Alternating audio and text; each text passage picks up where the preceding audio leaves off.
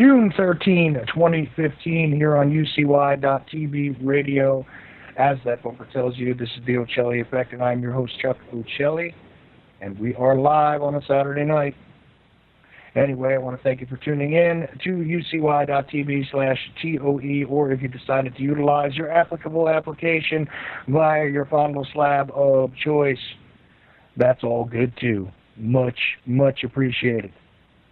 So, what do we have for tonight? Hopefully everything is working. Dear God, it's been one of those weeks. You know, it was a strange thing, too. I mean, I even turned up on the anti-media earlier this week. What was it, Thursday night? Yeah, Thursday night I got suddenly sucked into a call, and then I just wound up talking to those guys, SM Gibson and stuff, for, I don't know, 20 minutes or something like that. But it was weird, because I didn't make a call, and they didn't know that they made a call, and suddenly I was on the air, and that's happened before. But anyway, here I am on my own show. So what do I have for you tonight? Well, I always ask listeners who it is they would like to hear me have a conversation with, and of course it's always unscripted and unchoreographed and all that kind of good stuff. And one of the requested names that came up was Ed Opperman. Ed Opperman is an interesting and fascinating character in and of himself, and also speaks to a lot of the things that do fascinate me. A little bit sometimes in a different direction politically and conspiracy-wise, let's just say. But then again, he's got a different background from me. Also been a broadcaster as well. And, gee, you know, if memory serves me correctly, I think his daughter was even doing a show at one point. Anyway, how you doing tonight, Ed? Hey, how are you? I'm doing good. All right. Sorry, yeah, I brought you in. Go ahead. I said I'm a little slow on the draw.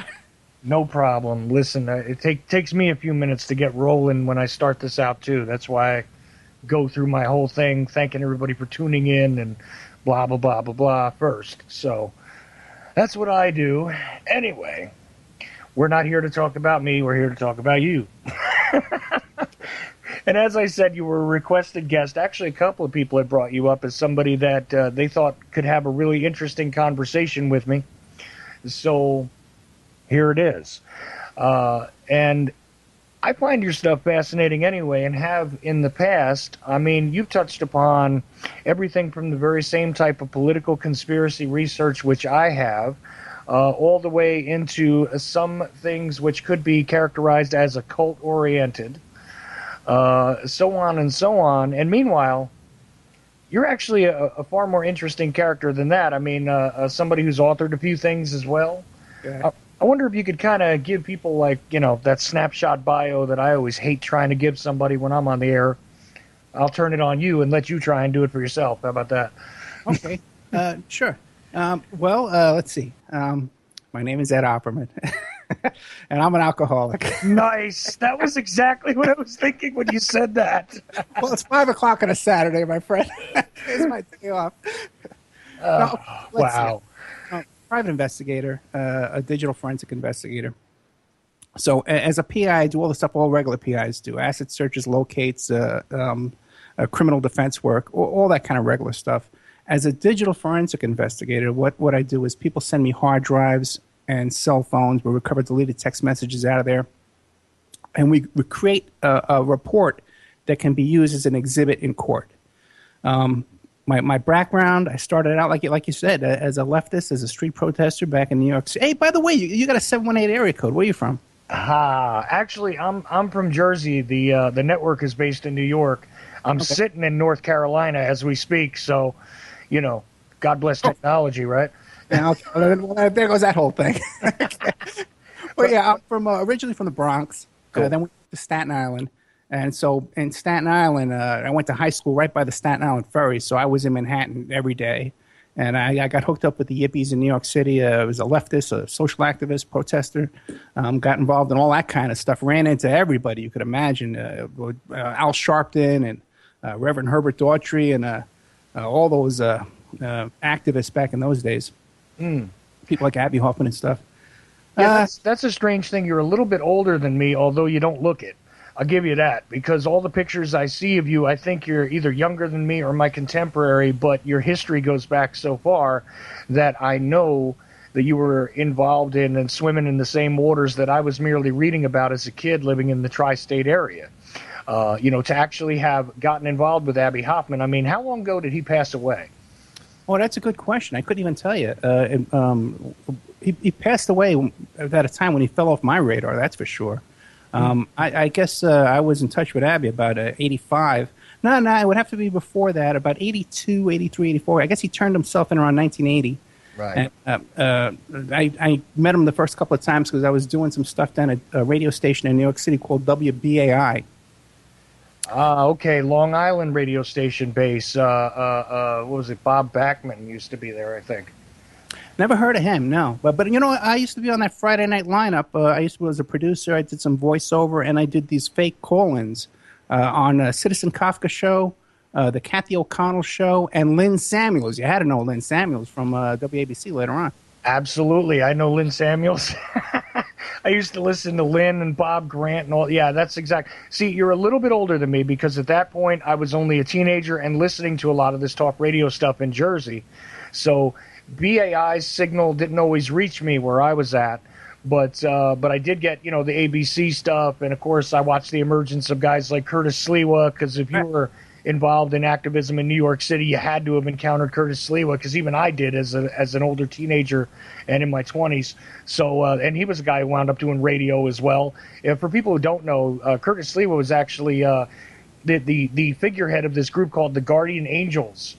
And I wonder if you want to, know who I'm talking about, don't you, Ed? Oh, yeah. I ran into Curtis several times at points in my life.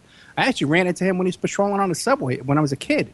But the last time I saw him was at an Art Bell book signing in Manhattan when he was doing like this fake radio feud with Art Bell. And he showed up. He didn't want any part of this either, man. But he showed up and he put this little table up, and he was going to protest the Art Bell signers. It was a real character. But you want to laugh because if you listen to Bob Grant and Barry Farber and those guys, you remember Frank from Queens. Yeah, of course. I was the first fake Frank to call in and call into all those shows and be the fake Frank. That's wonderful. I've tried to explain it, Ed. Oh, that's beautiful. So I have actually been listening to you most of my life, man. Yeah. Everyone copied me after that, and it got so bad that poor Frank, the real Frank, couldn't even call in anymore because no one believed it was him. There were so many fakes calling in. It was. But I came up with the idea I was also Heshi from Borough Park, the guy who was the Orthodox Jew and a member of the moral majority. I would call up and do an impersonation of him as well and call into shows. Oh my God! Didn't that go down at some point during the whole Crown Heights affair, when they were taking calls on it? I don't know when he came out. Again, it had to be around 79, 80. Because when I started doing that stuff, I still lived at my parents' house on Staten Island. And I started calling into all these shows. What a crazy. Do you remember Bob Fass, the Bob Fass show on WBAI? Now that one I didn't catch. Oh, too bad, because there was this guy who used to call in all the time. And he used to call in, and he'd call into BAI to all the shows, and he'd yell, "Kami Nudie, Kami Nudie." Okay. This crazy guy. So I tracked, because I was working down there, and I was answering the phones and stuff like that. So I tracked him down. And it turned out the guy was a fireman, and what he would do is they had a bank of phones out in front of the firehouse, and he would go to each phone, and he would call and let them all ring. Okay? And this guy was so crazy. He was a real nut himself. But what he did was he tracked down that guy, Rockin' Rollin' Edwards, the guy with the rainbow wig, Fan Man. Oh, yeah, okay. He tracked him down, and they used to hang out together. Okay. So, wow. Oh yeah, it was a real. Those were wild times. But I was a kid, man. I love those days. Oh, this is hysterical. People all over the country are going, what the hell are these two talking about? But I'm telling you, there was a series of characters involved in New York broadcasting in the 1970s, 80s, and even into the 90s that were not only limited to, like, say, the Howard Stern type, whack pack people, but I'm telling you, there were individuals who just like permeated the radio airwaves as callers and as characters, and they became so interesting. A lot of them ended up with their own shows, so on and so forth. And this included people that were social activists, political activists, but also just like kooky guys that were just having a good time. That was another thing that was going on then. And I don't know if every part of the country had that because we didn't have the internet back then, but you know what I'm talking about here. It's a matter of this was like a different sort of subculture. It really was. Yeah.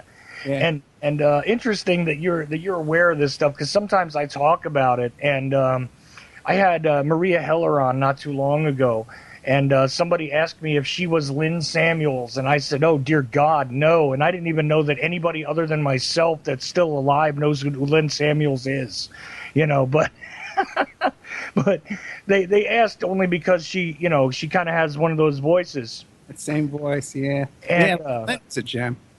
No, but Lynn was a nice lady and everything, and did not look anything like she sounded.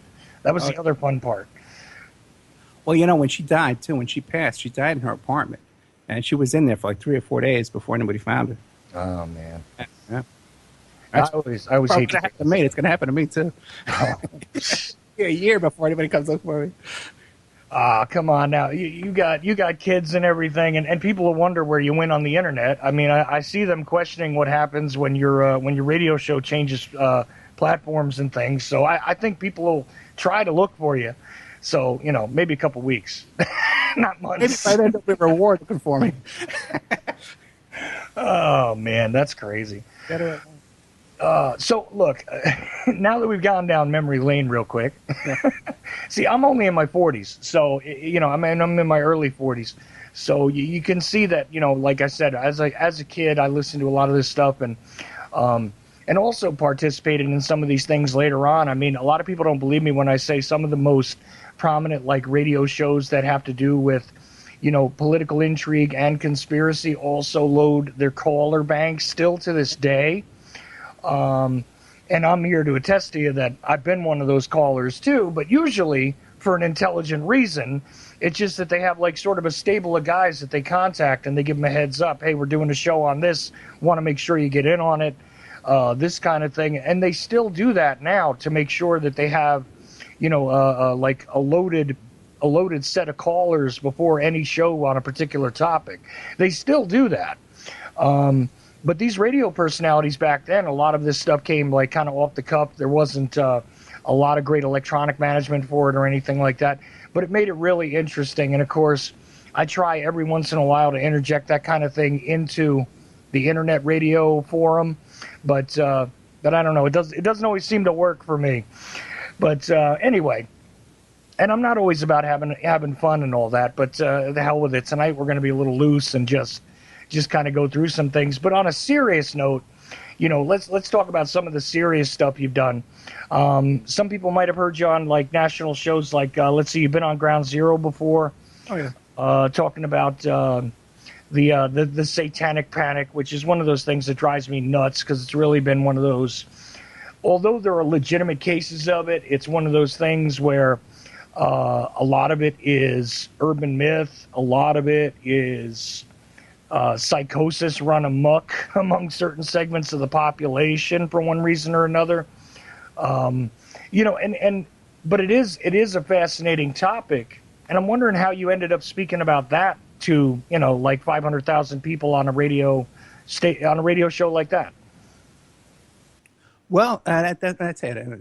I could get into some stuff with that, but the thing is I did a lot of research on the Jeffrey Epstein case, which really wasn't satanic panic. Yeah, the show was about, when we got on the show, it was all about satanic panic and all that kind of stuff too. But really, my part that I was contributing was the research I did on the Jeffrey Epstein case, which is he's the guy, that billionaire down in Florida. Who had these charges because he was molesting all these little 12, 13-year-old girls, 3 a day.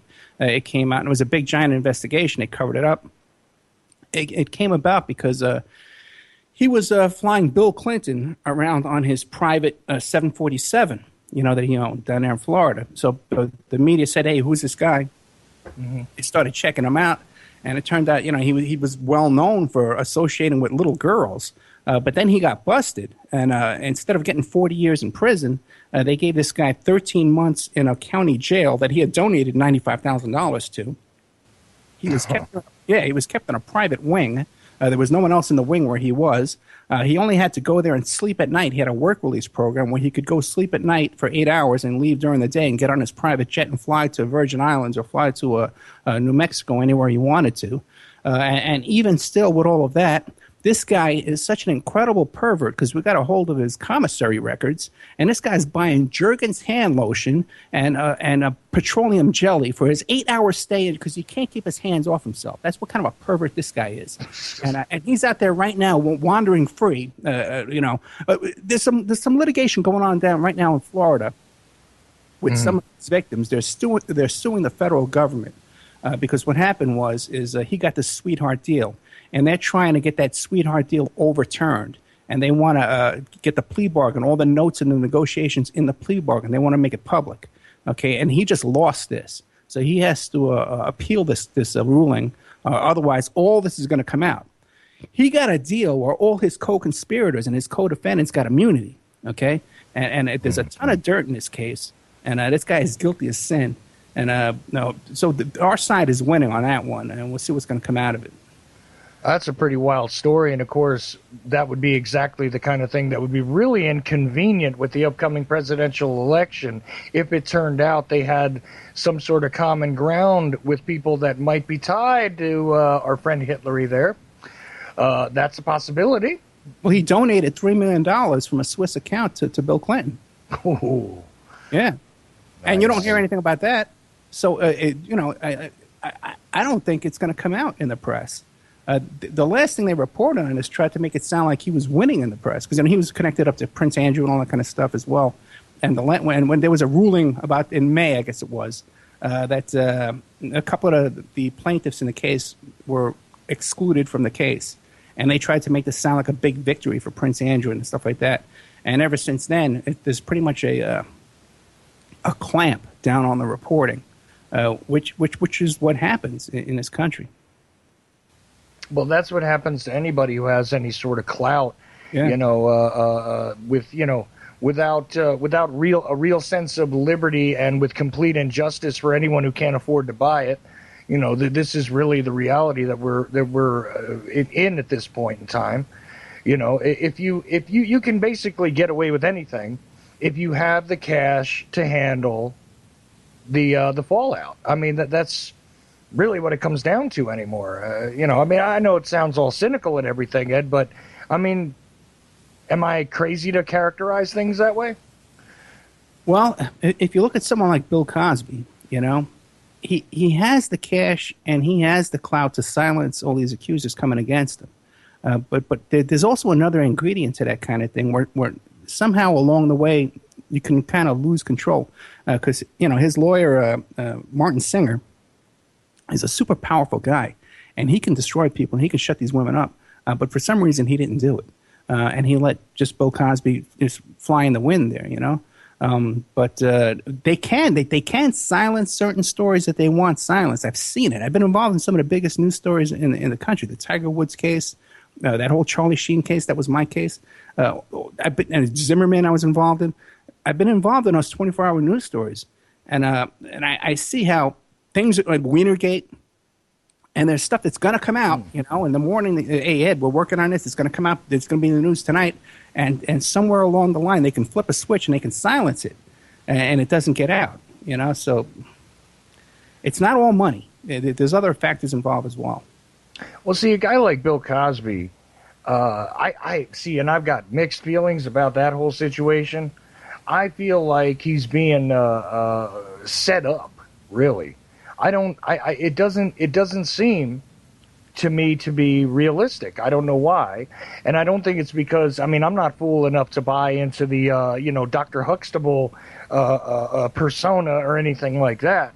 It's just that it seems a little bit implausible that it took this long for all these things to have come out. And some of these stories, I don't know, they don't ring true to me in a strange sort of way. I don't know what your viewpoint is on it or exactly what your involvement was, but if you want to speak to it, go ahead. I'm just taking a look at it, from way outside looking in. But it just seems like one of those implausible things where, maybe he really irritated the wrong people and now the media has kind of turned on him, which also happens to these people who have big names. I totally believe these women in the Cosby case. And one of my guests, Mark Ebner, wrote about this years ago, and it was silenced, but now it's all out, and it's the same story by these women over and over and over again. People who have nothing to gain by telling a story. And I can't see how they can, like with the Tiger Woods case, right? Mm-hmm. It ended up that there were 15 women accusing Tiger Woods. And that is because of me. I'm the guy they hired to vet out all these women and say who was with Tiger Woods and who wasn't. And we did it mostly through cell phone forensics. They would send me their cell phones. And if we found some kind of evidence that connected them to Tiger Woods, we would put them on the list. And the only reason we stopped at 15 is I says, listen, I can't do this anymore. I have other things I got to do. I can't continue this case. So I see how that kind of case is handled in the media. It's done kind of for fun, they're mistresses. But this rape case is a whole different story. And I see how it came out and how it played out and who his lawyers are. I know. Listen, this guy's got one of the toughest lawyers in Hollywood. Marty Singer. You look him up. The guy's involved with allegations of wiretapping and thugs and all kinds of stuff. Anthony Pellicano worked for Marty Singer. And Anthony Pellicano is in prison right now. He had hand grenades and C4 explosives in his safe. He had his own equipment where he could wiretap people from his office. He had equipment that tapped into the telephone company. Mm-hmm. That he could dial somebody's phone number and tap their phones. And there's hundreds and hundreds of hours of this encrypted recordings on his hard drive. So the kind of people behind Cosby can silence this thing. But I think it got away from them, or they just don't care about Cosby at this point anymore. I couldn't tell you. I'm a little surprised I didn't get involved in it. That they didn't come to me to handle it. But anyway, it's out there, and that's what's going on. Well, maybe it's because more modern forensics aren't going to apply to stuff that happened so long ago. How are you going to recreate, either positive or dispositive evidence in an electronic sense at this point? About stuff that happened in 1985. You could check landlines and things like that, but realistically, with the use of different things that were going on and the fact that taxi cabs are being run differently, you'd have a whole different set of parameters to try and sort of either prove or disprove that these women's stories have any validity when it comes down to it, right? Yeah, unless they took a blood test the next day and these drugs came up in their blood test and urine. Something like that, yeah. Yeah, what's the likelihood that somebody, sort of immortalized that kind of evidence back then? Yeah, but look at Lou Ferrigno's wife. What is she? What is her motivation to come forward? Some of these women these aren't these little floozies that were involved in the Tiger Woods case. These are women with real careers. They're lawyers. These are real professional women with their own careers now. So I don't know. I believe the story against Cosby, especially since Ebner was talking about it like 6-7 years ago, and it's been an open secret in Hollywood about these allegations about Cosby for a long time. Well, yeah, I've heard that kind of thing, that's for sure. But I mean, you get to hear a lot of these things for a long time beforehand. I mean, in a lot of cases, the media is really way behind the curve when it comes to a lot of the scandals. Again, going back to sort of the tri-state area. If you remember when Governor McGreevey was called out in public and outed as the homosexual governor of New Jersey. I mean, you recall that whole story, right? Yeah, that was a long time ago. Yeah. Well, that was no big secret if you knew just about anybody in North Jersey. That was the reality. It was just sort of a known factor that was going on, and and his wife was the term they used to use back then. They used to call her his beard. Right. It was just sort of a known thing among anybody who was talking about New Jersey-based politicians, back then. And it was really weird to watch it kind of blow up into this big national scandal. And meanwhile, I was sitting there among a whole bunch of people that were sitting there going, we all knew this. What is this a big deal for? But there you go. And this guy wound up resigning and everything, which would be a whole different ballgame in today's interesting, politically correct world, I think. Well, speaking of that, this whole Bruce Jenner thing, I knew about this when I got involved in the Tiger Woods case. These stories about Jenner were going around, and people thought I was crazy. I would tell myself, "Oh man, this guy's into all kinds of stuff. What do you see?" And that all came out now. Yeah, for years, people in Hollywood were actually talking about how he was starting to appear more feminine. Right. I mean, literally like 10 years ago, they were talking about how he just was appearing more feminine. And the speculation was that maybe it was due to a change in steroids. I'm sure you heard that rumor. That's exactly what I heard, yeah. Yeah, and maybe because he's no longer taking the steroids now, his body can't produce testosterone, so therefore he's starting to look more feminine and everything else. And that was generally the given reason for this sort of odd appearance that Bruce Jenner had in public. And again, not among the mainstream media, but just sort of quietly rumored, like I say, for at least a decade. Again, I wasn't totally shocked that happened, but wonder why it's such a big deal again.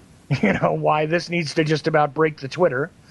Listen how old I sound there, the Twitter. All right. Awesome. Anyway, back to it though. I mean, it's weird to watch these like pop culture things happen. And it does bring up serious issues, but in a way it starts to marginalize them when the circus-like atmosphere takes over, I think. Yeah, it's definitely a business. When these stories come out, people make a business out of it, and they sell the stories and they sell the leaks and they sell the pictures and stuff like that. And it's a business. And when it gets too far and it's hurting the wrong people, it's shut down. That's usually the point. I mean, there's a good reason why. What's his name? Harvey. Dear God, the TMZ guy. Harvey Levin, yeah. There's a reason why Harvey Levin is making the money he's making, because this stuff is marketable always. Yeah. That's a constant thing. It's a constant preoccupation in American culture to want to not only see people rise, but to see them fall and to get all involved in every aspect of their dirty laundry. I mean, fact is, if Tiger Woods was, just some dude that worked at, the local, grocery store, you wouldn't really care, that he was doing stuff. Even if he had somehow come up with some good investments and made himself some good money and he was another kind of rich man, it really wouldn't have mattered so much, except that he was a celebrity, right? And had a kind of a squeaky clean image as a celebrity. But if you notice, one of these girls who was listed as one of his mistresses, he met her when she was a babysitter. He met her when she was like 16 years old. And you don't hear that talked about. Oh no! That's always the things that are left out. Like even what was it? Robin Williams some years ago. Joe Piscopo left his wife. I mean, we could go back all we want and come up with all these guys winding up and scooping up their nannies and babysitters who happen to have been celebrities, and that actually kind of humanizes them to the rest of the public, because usually that's the pool from which common man draws his mistresses from, is just the available females that happen to be there, and in some cases they turn out to be underage, until such time as you can sort of let the rest of the family, your friends, and everybody else know that that's actually what's happening, right? This kind of thing does happen in everyday life, and I think in a very sort of like dirty little secret way, it sort of humanizes them to a significant segment of the population that can identify with having that sort of coveting feeling toward these just females of proximity that present themselves and appear to be attractive regardless of what their accessibility should or should not be. Or even unattractive. Look at Schwarzenegger's mate. There you go. That's the even better story in my estimation. Because it's like, you mean to tell me that, I remember when, let's dial it back even further, when I was really occupied with this kind of stuff. I loved it, absolutely loved it when a guy like Jimmy Swaggart got himself in trouble, right? I was a kid then, but you probably remember Jimmy Swaggart, who was, the moral fire and brimstone guy on the TV every single night, pounding on his Bible and screaming at the crowd and exhorting people to be moral because rock and roll was going to destroy their souls, so on and so forth, despite the fact that he was actually Jerry Lee Lewis's cousin, and all that. Meanwhile, this guy is in a hotel with a hooker who isn't even like, Elliot Spitzer style hooker, is she? She and I'm crack whores off the street in his car. Yeah. And the one that ended up posing for Playboy was probably the best looking of the bunch. Scary stuff. But that to me is the more fascinating story, is when it doesn't even matter that there's a trophy aspect or a sort of, well, gee, this just happens to be such an irresistible female. No, it's just all about the act of, getting to it for the sake of getting to it. Sometimes it causes these guys to destroy their lives, their marriages, everything. So I don't know. That to me was always more fascinating. But again, bringing things more toward modern times, I don't usually get involved with these kind of stories, but the mainstream media does kind of force them at you, with the blitzkrieg of stuff sometimes. And the Cosby story is kind of quiet right now, isn't it? Yeah, and that's interesting, right? As a matter of fact, the last I heard, he made some kind of statement about it, some kind of rambling statement about how he was being accused. And even that didn't make mainstream media. So maybe, like Donald Trump said, he needs a new press agent. Because, Donald Trump, they quoted him when they were doing the first stories about Epstein, this convicted pedophile. And Trump said, oh, yeah, Jeffrey Epstein, he's a great guy. He's a lot of fun. And as a matter of fact, they say he likes women as much as I do. And he likes them young. That's what Trump said about Epstein. Wow. Yeah, he says, I knew Epstein for 15 years. Oof. Well, Donald, I don't know what to say about Donald. He's one of those characters that, I almost don't believe is actually being himself in public, because he's just absolutely unbelievable. He just seems to be a character actor run amok. I mean, I don't know. Let's say about Trump, one thing is we know a lot of the same people from New York. But one thing is this girl, Veronica Roberts, one of these victims of Epstein, who was hooked up with Prince Andrew, and she was part of this litigation. She worked at Trump's Mar-a-Lago Palm Beach resort, and her father worked there as well, too. And that's where also, too, that's where Prince Andrew and Epstein used to go down there and stay there at Mar-a-Lago as well down there in Florida. So there's a lot of connections with them. Man, oh, man. I'll tell you a funny story real quick. Why not? I'll tell you. No, go ahead. Okay, way back in the 80s. Remember when Trump first hooked up with that girl, Marla Maples? Oh, yeah. Okay, well, so I used to hang out with these flight attendants back in those days.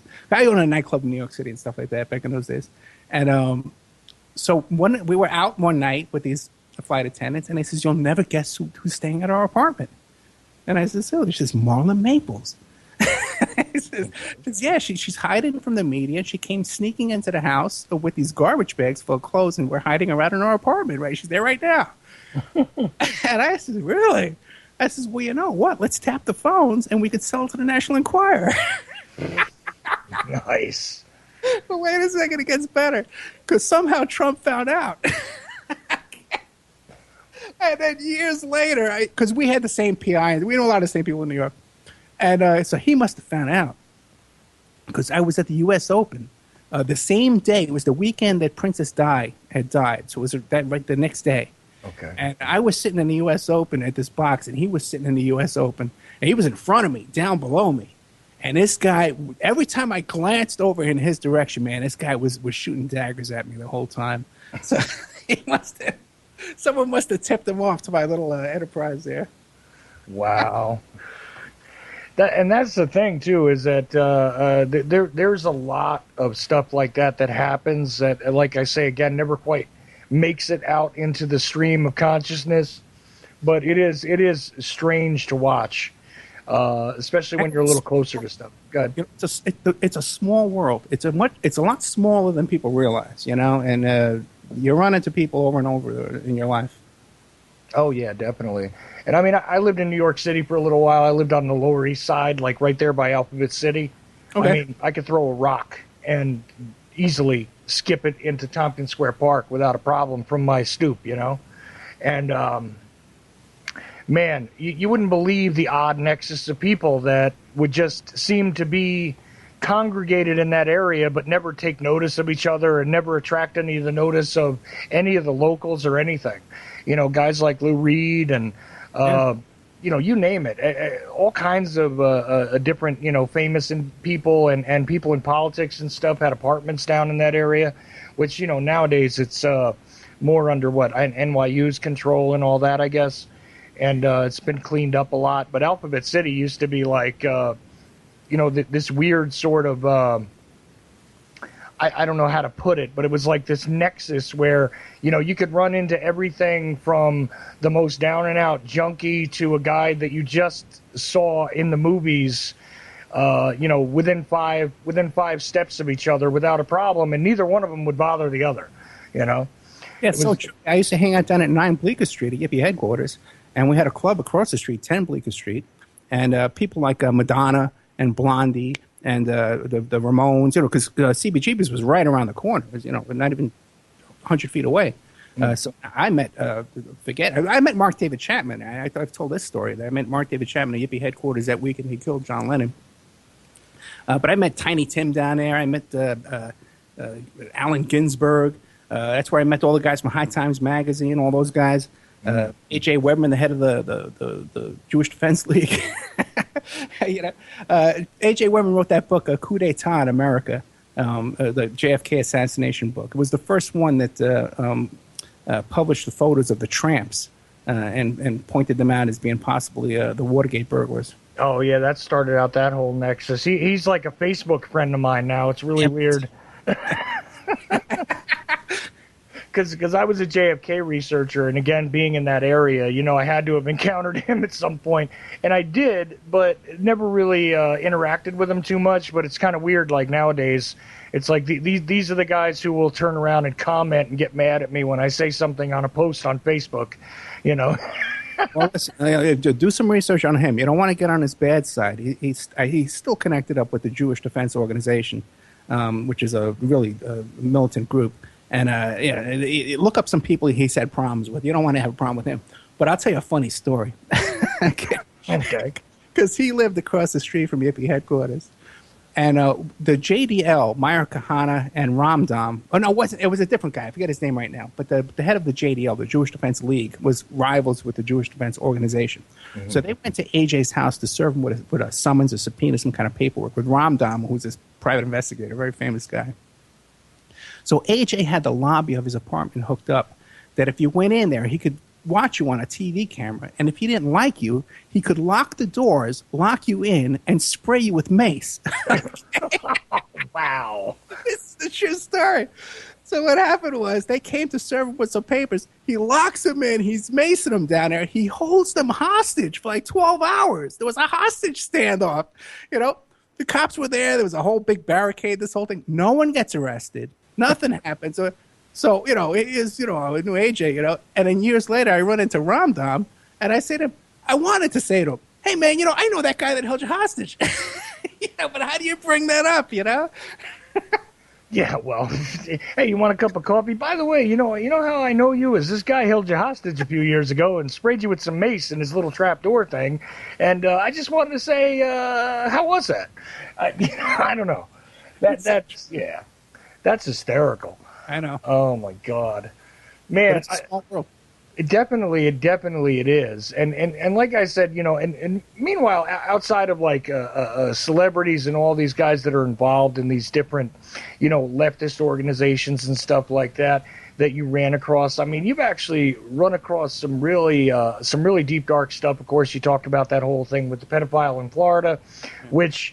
Again, the reason why I'm sure that's being silenced is if he's, you know, that close to the Clintons, then he's probably got some commonality between himself and some other nefarious characters that nobody wants to have really emerge, you know, in the allegedly legitimate media.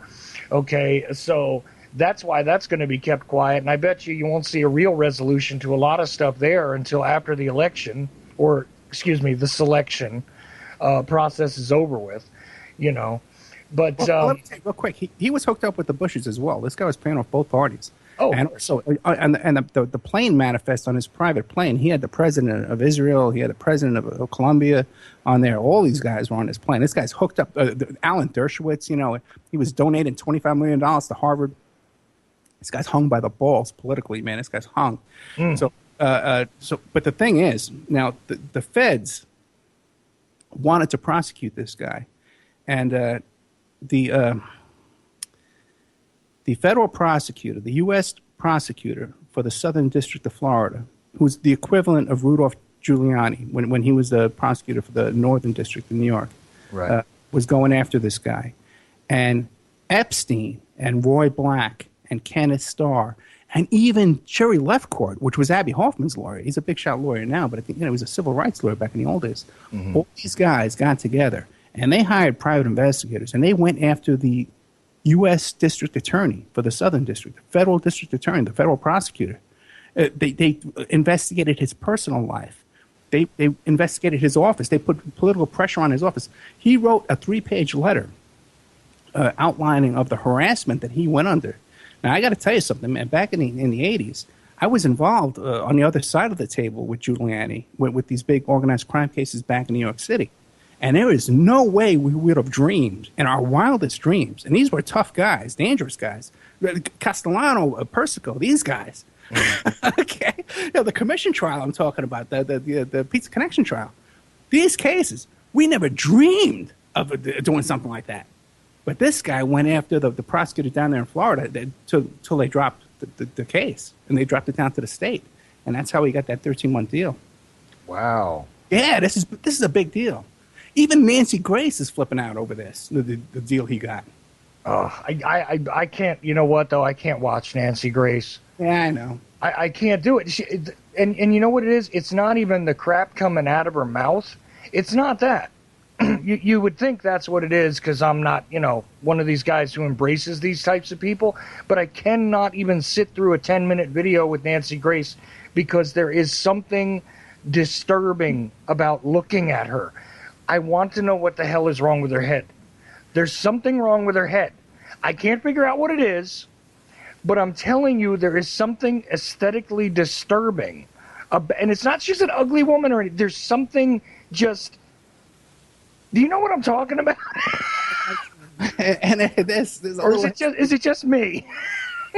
she had a little breakdown when she had that show with Johnny Cochran. She had a breakdown, but she came back from it. I actually know her high school, college roommate. Okay. And also Nancy Grace too. She was lost her job as a prosecutor because of misconduct. Right. So there's all kinds of stuff in her history. I don't know. She has a great PR agent because I don't know how she gets away with that stuff.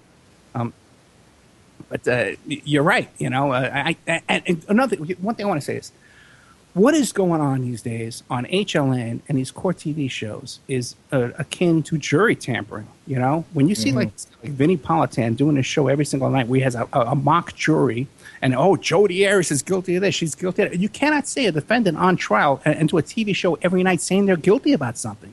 This is jury tampering. This guy should be arrested for that kind of thing. You can't do that. And we have this lynch mob mentality going on in these TV shows. It's very, very disturbing to me. Well, that is true. And that's the kind of thing, it's not just a part of the culture when it comes to these court, semi-dramas where we have, a sort of a blended fact and fiction kind of thing happening in these presentations. It's not just relegated to that, but there's a lot of these like sort of blatant misstatements. Let me back that up. Not a misstatement. There's a lot of blatant sort of public prosecutions of individuals in the press that occur long before the evidence has emerged, based on the commentary, usually by these, and I'm holding up air quotes for those just hearing me, based on the experts who want to come on and make statements about everything from these individuals' jobs to the realities of ballistics to everything else. They turn around and they come on almost as expert witnesses in the court of public opinion and contaminate any potential jury pool that's out there. So true. And I'll give you a perfect example. 83 searches for chloroform in the Casey Anthony case. Soon as I heard that, that's what I do for a living. Soon as I heard that, I knew it was, no one searches 83 times. I knew that was a glitch in the software. I'm in all these news groups and email loops with digital forensic investigators. We all knew that was crap. We knew that immediately. We knew that was crap.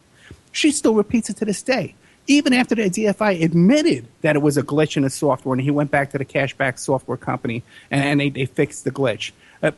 And also, too, in the Jodi Arias case as well, this guy Juan Martinez, they deleted like 300 files or 3,000 files from Travis Alexander's computer that led back to teen porn and to all kind of pornography sites. They deleted it. It's in the court docs. No one talks about it. It's insane. I mean, it's just it's by repetition. They cause things to become part of the alleged reality. And again, long before anything has actually been introduced in a proper fashion in a court of law, anything's actually been entered into evidence, the evidence that's entered into the court of public opinion, like I said, even if you're not watching that show and it somehow comes up because it's one of these larger cases, I mean, even in the case of, say, like, let me just pick something at random here. How about the Zimmerman case?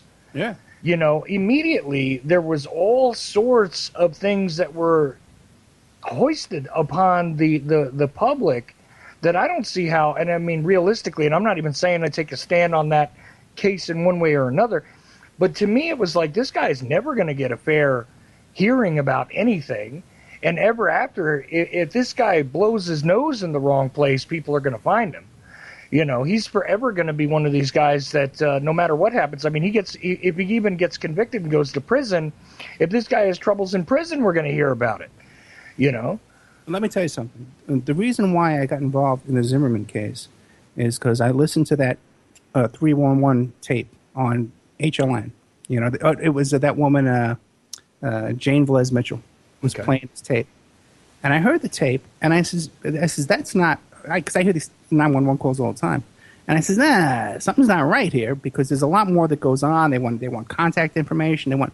And they ended it right where he's saying, okay, I'm out of my car and I'm chasing this guy. Oh, please don't chase him. Okay, I won't. That's where they stop it. There's like another 2.5 minutes of that tape. And I got a hold of that whole entire tape. And on the rest of that tape, man, Zimmerman is telling them, listen, I don't know where this kid went. I'm afraid. Well, can you get the cops over here as quick as they can? Because I don't know where this kid went. I don't know where he is. He can jump out of the bushes any moment. They're asking him, where do you live? He says, I don't want to give my address out loud because this kid can find me. That's what Zimmerman's. Everyone makes it think like, oh, and he jumps out of the car and he's chasing after this kid and they tell him not to chase him, but he keeps chasing him down and he attacks him. That never happened, man. And the tape is available. That tape now is available on YouTube. The whole, I think 3 minutes and 11 seconds is the full tape. And the one that they play on HLN is like a 1 minute, 20-second tape. Right. So I spent the whole day, man, with one of these producers on HLN educating them about this because even they didn't know, okay, that there was a longer tape. Okay. Wait a minute. How does a producer on an alleged news channel, okay, and I use the word alleged, on an alleged news channel not know that they're dealing with an edited tape? I mean, don't they have people that are there who would, take a look technologically at things to check the authenticity of stuff like that? Or do they just accept it as, well, sounds like the guy, let's play it? Well, yeah, they must have gotten it from someone they trust, someone like me, in the business who got a hold of this tape for them.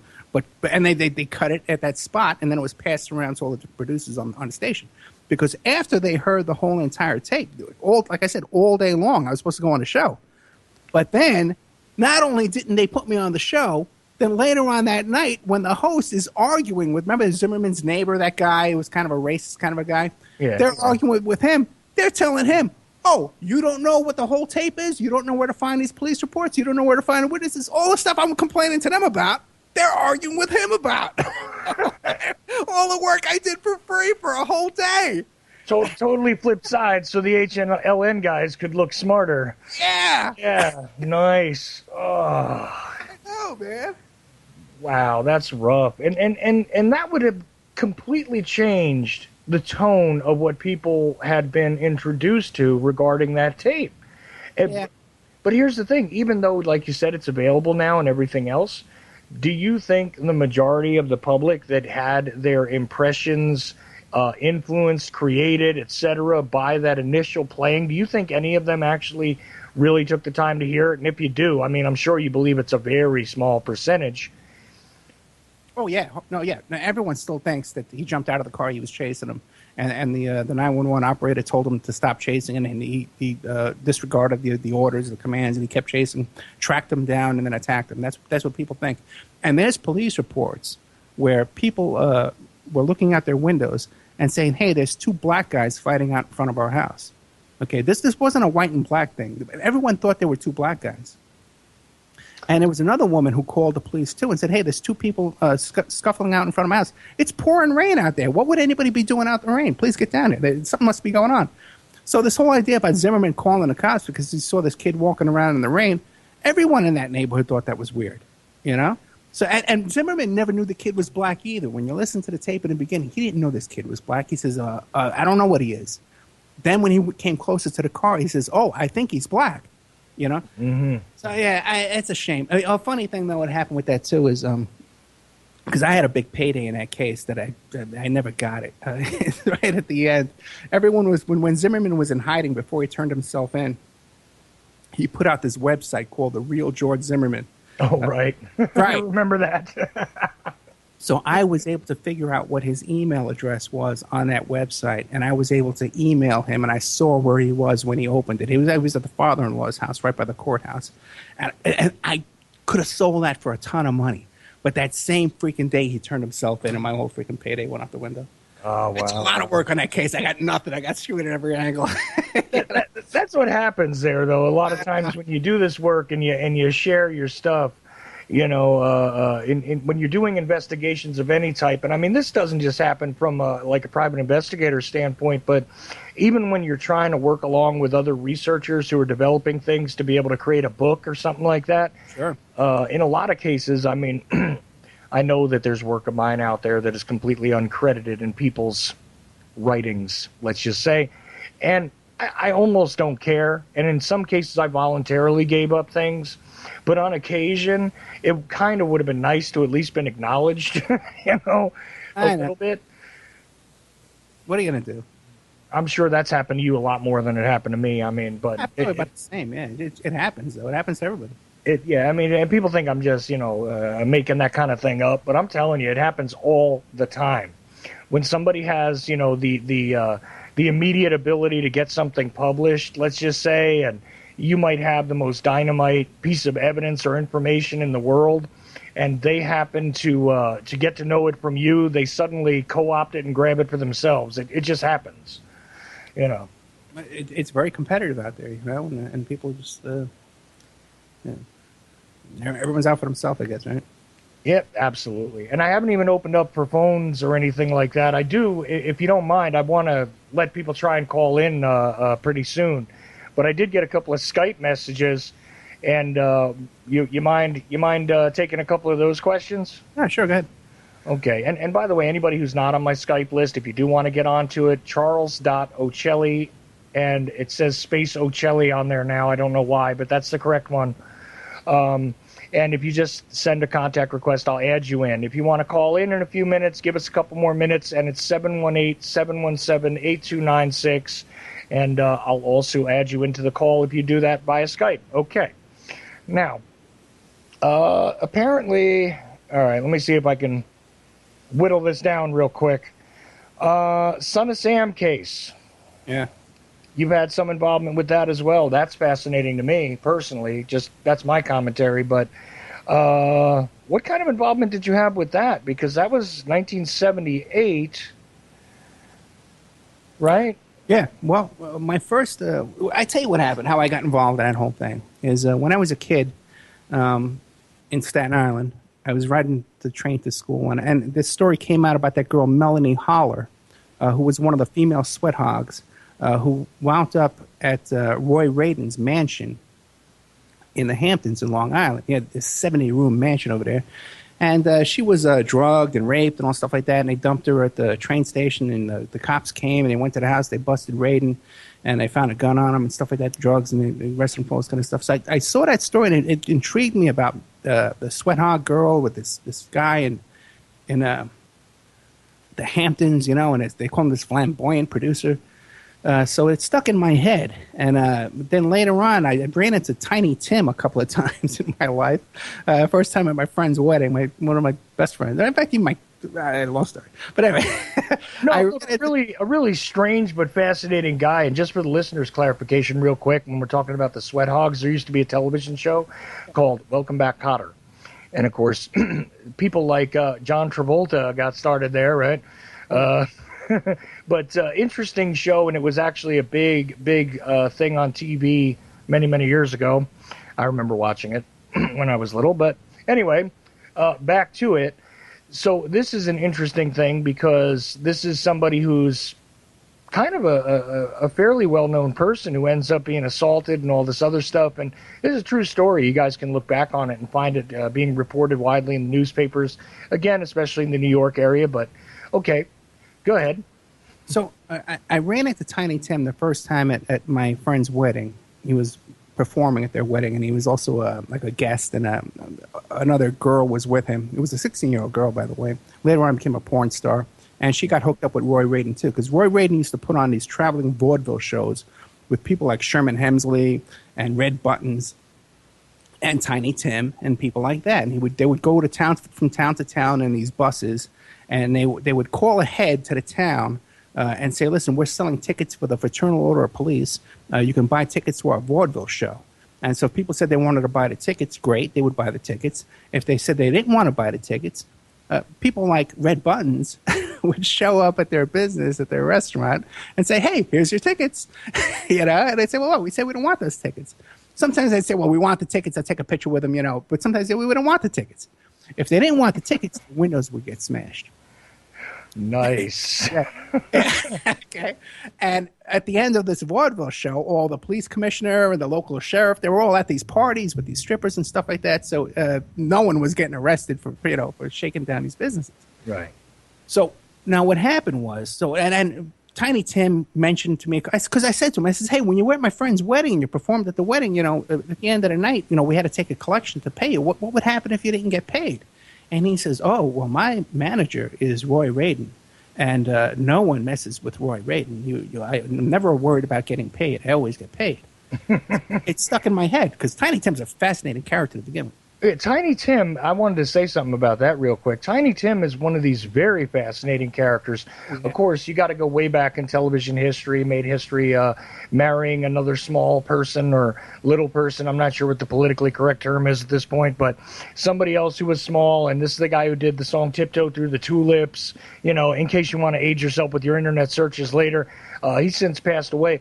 But a fascinating guy on a personal level, because he seemed to be most of the time rather moral and upstanding, but always found himself kind of interacting with and doing business with some of like the real underbelly of show business that they were only they only weren't gangsters because they weren't Italian. You know what I'm saying?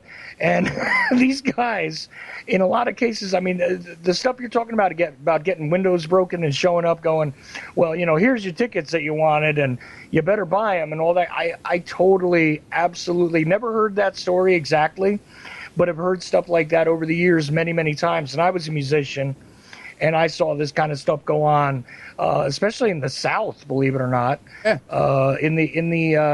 in like, say, the late 80s, early 90s. This is a lot of these, like, traveling groups of individuals who were unified under, like, a handful of guys that conducted themselves more like gangsters than talent agents, did this. And Tiny Tim, again, weird guy, playing the ukulele, doing his thing and whatever else. Also had, like, a germ-phobic problem, bunch of, I mean, I don't even know where to begin trying to tell people how fascinating Tiny Tim actually was. Yeah, you know what? You're right. But by the way, he was a full-size person. He was bigger than me. He's a normal. He's not a midget, and I don't think his girlfriend's a midget either. That I know of. That woman, Miss Elizabeth, was the one he married. Right. That was the one toward the end there that he was with. Right. Oh, I don't remember. I don't think it was Miss Elizabeth, but the woman he married, he was called Miss something on Johnny Carson's show. I'm remembering that too. No, he was a full-size person, but he was portrayed as a small person all the time, and he had that really high-pitched voice and everything. Ukulele. What was that? The little ukulele he would play. Yeah, and the little ukulele and stuff. I mean, it was really kind of and you could picture him being part of like sort of a traveling cavalcade of cast-off and like niche celebrities. I guess that would be the best way to put him, is he was sort of like a niche celebrity that that sort of ran the entire gambit regarding exactly how famous one could and could not be and still be a celebrity throughout his life. So anyway, enough about Tiny Tim. I'm just saying, a fascinating character. If you don't know who he is, look him up. Just about everybody in this whole case, the Son of Sam thing, are all fascinating characters. Oh yeah. And it turns out that Roy Raden was shot in the head 13 times on Friday the 13th. And who wound up, and it was over like with Robert Evans, the film producer, and he was hooked up with this woman, Lanny Jacobs, who was this big coke smuggler and hooked up with all these coke smugglers and stuff like that. And they were all involved in producing the Cotton Club movie, and it was Cotton Club Murder. So Roy Raden was shot in the head 13 times on Friday the 13th out in the middle of the desert there in California. And by the way, his bodyguard that day was Lamont Wilson from Sanford & Son. Demond Wilson. Demond Wilson. Yeah, I was going to say, the character was Lamont, but it was Demond. Right. I think that's how you say that. Demond Wilson today is a minister. He's a preacher, and he wrote a book about satanic influences and occult influences in commercials and jingles and cartoons and stuff. And he was Roy Raden's bodyguard that day. Oh, I'd love to sit down with him for one of these shows. I'm trying. I'm trying. He's definitely somebody I want to get for sure. But it turns out the guys who killed Roy Raden were Larry Flint's bodyguards. A guy named Bill Mensker, who's known as Manson II, the second Charles Manson, and this other guy, Marty, who had South American ties and stuff like that. These guys were torturers. They were involved in other murders for hires. One of the guys involved in this was Larry Flint's brother-in-law, who was a former cop, who skated out of this whole thing. There was a couple of murders done where they borrowed his gun and killed people, and he got actually paid by the cops to do undercover work and get people on tape rather than being a co-conspirator in these murders. Anyway, so all these guys, it turned out, were connected to the Son of Sam murders because David Berkowitz confessed from prison to Maury Terry, the author of the book The Ultimate Evil, that these guys were all involved. Roy Radin was filming some of these Son of Sam murders from a van as part of a snuff film, and they were selling it. And there was all kinds of stuff where the film got out. It got to Mapplethorpe and stuff like that, the art guy, the art broker. Mm-hmm. And back and forth, and they had to get it back from him, and people were killed over that. This guy Metzger did some of the Son of Sam killings and stuff like that. And it was all connected to this nationwide satanic cult called the Process Church of the Final Judgment, which was based out of New York City and Untermeyer Park around that time, where Berkowitz was living, by Untermeyer Park in the Bronx. And they found dead German shepherds there and all kind of stuff. It's widely known that there was a headquarters there in this park. By the way, the park itself was full of occult symbolism. The stones in this park came from England, stone by stone, you know? So it's so thick, in the satanic cult. And so I got involved in that, researching all of that stuff. I never did actually work on it. But now I'm involved in a group with Maury Terry and a bunch of other researchers, like one of the guys, I think Joe Catalano, is one of your fans who recommended I come on your show. Yeah, Charles Catalano, I think it was. Sorry, yeah. Yeah, he was one of the guys who definitely wanted you on. And I'll tell you something. You bring up Manson here. Yeah. And here's where I have no idea what you think, but I've got a new opinion on Manson. That I did never believe in my lifetime. I mean, Helter Skelter was one of the first adult-oriented books I ever read, and so on and so forth. But after examining Vince Bugliosi a little closer, yeah, and especially after that atrocity of a book on the JFK assassination he released, anyway, back to it. You know, I'm starting to believe that a lot of the Helter Skelter mythology that is built into the Charles Manson case is not part of the reality at all. Well, I'll tell you this. I've seen with my own eyes an INS investigation report that describes how Manson was a part of the Process Church. He was a part of that cult. And the Manson family, while they were in jail over there in California, were sewing process symbols onto their bed sheets and stuff over there. And the head of the Process Church, the Grimson, and another representative went there and visited Manson in prison. So there's no doubt that he's connected to this cult as well. And they have connections too, how this whole thing about Manson and his connection to the Beatles and his fascination with the Helter Skelter and all that kind of stuff. Process Church, again, has connections to the Beatles. The Indica Art Gallery, where John Lennon met Yoko Ono, was a Process Church art gallery. They owned it and they ran it. And they also have connections to Paul McCartney as well.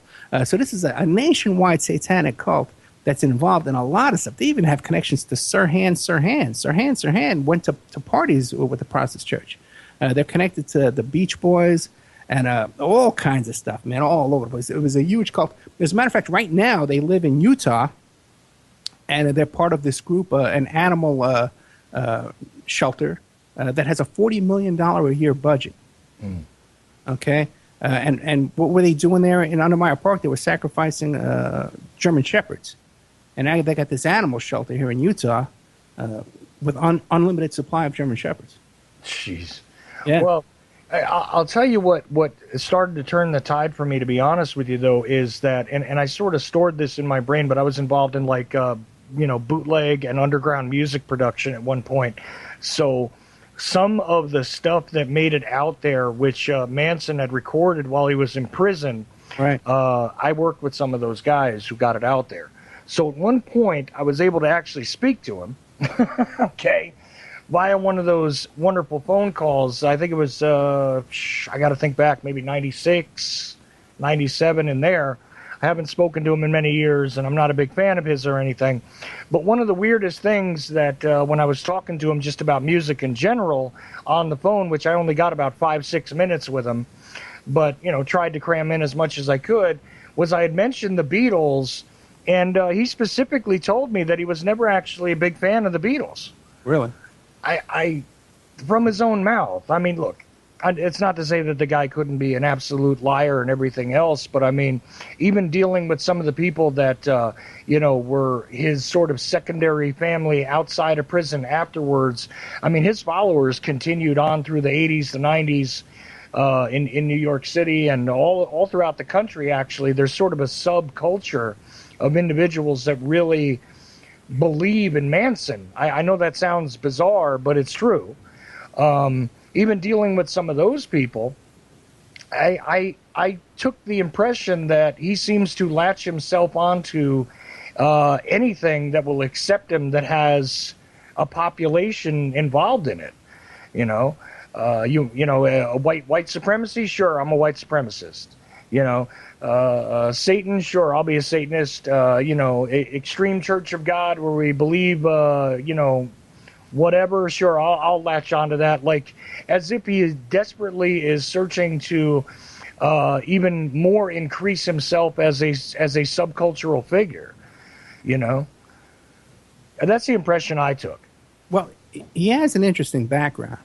Right. He was actually in Boys Town, where that whole thing with the Franklin cover-up came out of. Right. This is true. Mm-hmm. Yeah, he was there, And then a lot of interesting stuff, too. Like, even when they were in also, too, Manson was part of an escort service. Everyone thinks of this guy as living out in the desert and stuff like that. But and for a good time, he was part owner of an escort service with offices and desks and all that kind of stuff, No, a fairly sophisticated pimp, really. Yeah, right. And then, too, even when he was out in the desert, they had these military field telephones, like with the lines run and wires run and stuff like that. And also, too, and they had these dune buggies when they were out there in the desert, Mm-hmm. And at that same time, who was in San Francisco at that time with Colonel Michael Aquino, the head of the Temple of Set, the first satanic chaplain in the U.S. military. Right. And he drives around in a Beetle dune buggy with machine guns attached to it. Yeah, no, there's all sorts of a weird nexus there, and I'm familiar with the Temple of Set people. I mean, at one point, I even met LaVey's daughter there. I mean, believe me, I got stories too, but they're not quite as good as yours, but just as strange. When you put them into context now, and it does seem like a wholly different lifetime ago to me. But believe it, I mean, there is always a lot more than meets the eye, and I just don't typically think that the helter-skelter mythology that's been sold to us is all that it appears to be. There's a lot of strange things that go on here regarding the nexus of connections with the music industry, with people that were sort of spiritual gurus, with drug dealers and prostitution rings and et cetera, just in California alone, that have never really been fully investigated, in my estimation, and especially as they connect to the Manson case. I totally agree with you. And in that INS document, it talks about the Papa John Phillips, how he was financing the Process Church at the time. And if you remember, what's his name, Polanski, actually went to Papa John Phillips' house and broke into the house to get his address book because he wanted to compare the handwriting to the handwriting on the walls. And also, too, Robert Evans was involved in that, too, because he was best friends with he was involved in all that whole situation with Manson. And again, who's Robert Evans involved with? Roy Radin. The death of Roy Radin. You got to look up the case, the situation of this murder of Roy Radin. Robert Evans was making phone calls back and forth to Laney Jacobs that whole night this murder was taking place. That's wild. Yeah. That is really wild, and I got to be honest with you, I never really looked into that, but that's something that now you've got my interest because there's so much there. It's an incredibly fascinating story, and it reaches out to people like Jack LaLanne gyms and stuff like that. It webs its way into everything. Yeah, people don't realize that a lot of things are actually just cover stories and fronts. Right. For the reality that's really going on behind the scenes, like even some of the victims of the LaBianco tape murders, they're pretty dubious characters in and of themselves, some of them, one way or another. I mean, and I'm not just talking about Abigail Folger. Everybody just thinks of her as the coffee heiress and whatnot. But the truth is, she was involved with a lot of really nefarious characters in one way or another. And there were all sorts of unsolved homicides that are connected to these people and everything else. And I mean, it just seems to me that the simple explanation of I'm going to incite a race war and the Beatles told me to do it, it just doesn't quite fly when you take a look at the rest of what has never really been truly investigated. I tell you this, though, man, it does seem to be. I agree with you. But as far as this thing of causing chaos and helter skelter, that was the same motive behind the Son of Sam murders, was to cause chaos and fear and helter skelter, and it was also the same motive behind the O.J. Simpson case and the whole O.J. Simpson story. And I've done a lot of research into almost everybody involved in the O.J. Simpson case is involved in the Church of Scientology and have connections to Manson. Dale and Van Adder, those guys were involved in the Manson investigation. Mm-hmm. This is like this, it's a small world and a small group. And even, the limo driver who was the first witness and the first evidence that they read, the limo driver that night. Oh, the guy who brings him back from the hotel and all that? Yeah, who took him to the airport. Right. That he had to wait for him while he was supposedly taking a shower and all that stuff? Yeah. His mother was one of the appellate lawyers for the Manson family women. Wow. The connections, and even, too, there's also kinds of stories, too. Alex Constantine wrote this whole piece on it about how O.J. was involved in drug dealing with Marti and Mensker. The murderers, the Larry Flint bodyguards who murdered Roy Raiden. and Larry Flint, another one of those pivotal figures, actually, throughout a whole bunch of different things, not just the hustler producer, not just the porno magnate or whatever, not just the champion of free speech, but also somebody who's seemingly got his fingers in everything. Pardon the obvious pun. Okay. But, yeah, I mean, but all this stuff interconnected, really weird. And, before we run out of time, another one of the Skype questions was, I guess you and I have interviewed some of the same people. Did you speak with Laura Cole from Jonestown? Just, I think, last night. Oh, okay. It's Saturday? Yeah, just last night. Yeah, I talked to her. Yeah, Friday night. Okay, because I've done a couple of interviews with her as well. I mean, what did you think of her story? I guess, yeah, because my impressions and the odd part of the interview for me is I was trying to make the point that it wasn't just a bunch of mindless drones that drank the Kool-Aid because Jim Jones was God, but that there was a greater sort of movement that these people had in mind that was absolutely betrayed by what resulted in the Jonestown, well, do we want to say massacre? Do we want to say mass suicide? Do we want to say it's a combination of both? I'm not really sure how to characterize it, but the fact is that, I mean, I just made the point that these were people who were social progressives who had an idea that they wanted to do something unique and kind of make the world a better place, and it was all betrayed there in Guyana. And I guess some people didn't like the fact that I took that tact with Laura Cole, but what did you take away from the story with her? You know what? I talked to her last night for 3 hours, and we got into a lot of good stuff, man. Especially we talked about some stuff that I never heard before about how they were questioned by the FBI on their return back. And they weren't even allowed to fly back to the United States until there were 2 air marshals for each one of them. Mm-hmm. And then they were all subpoenaed to go to San Francisco before a grand jury. Now, we had a long interview, very detailed, going into all this stuff like that.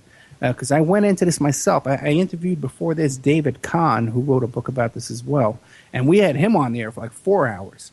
And he started out the same way, thinking that, hey, there's no CIA connections, there's no MK Ultra, that kind of stuff like that. But by the end of the night, we got him where he agreed with us that, yeah, there had to be a lot of stuff going on here. He was more into the the political connections of Jim Jones in San Francisco and all the stuff he was involved in there. Now, last night, Miss Cole, I find her to be a credible witness, you know, and that's her perspective, you know. And we got into a lot of stuff too about Mark Lane too, and what she feels about Mark Lane. We talked about that because that whole thing to me is just like it stinks to high heaven how Mark Lane got out of there alive and Paul Dwyer got out of there alive. Yeah, I tried discussing that with her too because obviously I'm familiar with Mark Lane as a figure in the JFK case, but this guy's gotten himself involved in a lot of things that have turned out rather odd, you know, as far as what the public information has come to light about it. It always seems as though there's a lot of things being hidden. Yeah. And his involvement in the People's Temple and the fact that he was there that day.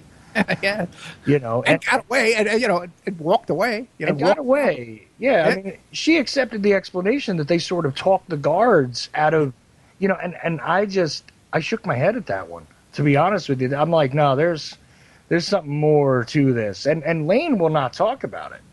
Yeah, I know he's a Facebook friend of mine too. I don't think he's ever going to talk to me again after this, but that's probably it for me and Mark Lane. But you know, listen, this is her. Look, my view on this kind of stuff is I'm asking the questions, get them on record. I'm taking a witness statement, just like I talked to a witness. Right. And let's get them on record, you know, and see what they have to say. Now, we can compare that to other witnesses later on down the road. I can't make it fit my theory and my story all the time, so I'm just trying to get what they have to say. I just interviewed the FBI special agent in charge of the anthrax case, who now is suing the FBI. And again, he has his own agenda. We talked off the air. We talked on the air. And I got some stuff out of him, but he has his own agenda. He's going to win his lawsuit. I know he is. He's going to get $2 million out of his lawsuit. I can guarantee it. And you're never going to hear anything about this again. Just like everybody else who sued the FBI over this case has gotten their money, and you never hear anything about it again. Yeah, it all had to be quieted down. I wonder if you want to kind of give people a summary explanation of what you think is going on there, because I got to be honest with you, I'm extremely undecided regarding the anthrax case because most of the information has been obfuscated in one way or another. Well, when you listen to this guy, he's talking about how he had 20 agents, 12 of them just came out of the academy. Oh, that's lovely. Okay. 12 agents out of 20 have no investigation experience on the biggest case, 9/11. Anthrax case, senators getting anthrax, politicians, CBS News getting anthrax, and nothing. You know, no investigation. Then he tells me, he says, "Oh, you know who was calling me every day? Dick Cheney was calling me every single day trying to find out what was going on." Oh, wow. You got to listen to the interview. Yeah, it was a difficult interview, but we got some stuff out of him. He definitely has his own agenda. You know, just like maybe Miss Cole too. You know, Catherine Cole, her name is Laura Cole. Laura Cole. Mm-hmm. Yeah, just talked to her last night. I'm still exhausted. But we did 3 hours with her. I did another half hour after that, just talking to myself. But just these people, they have their own agenda. You know what I mean? Let's get them on record. Get them in here. Get them on record. Now, but the anthrax guy, Rick Lambert, he had no chance to investigate this case from the start. There were some scientists, because back at that time it was very difficult to investigate this kind of stuff. We didn't have the scientists that had the knowledge, which is why they went after this guy Ivy, because he was one of the guys they hired to look into it for them. Then they're looking around for somebody to pin it on. He just happened to be standing there. Yeah, he's the only guy that might have had the technical knowledge, and they knew that because they found him for that purpose. It's working for them. But if you listen to this whole thing, some of their experts were sent to Israel to learn Arabic for 18 months in the middle of this investigation. That was so important, that they're taking away medical, scientific experts and stuff like that. So what went on in that case, man, there was a cover-up from the very start. There's no doubt in my mind.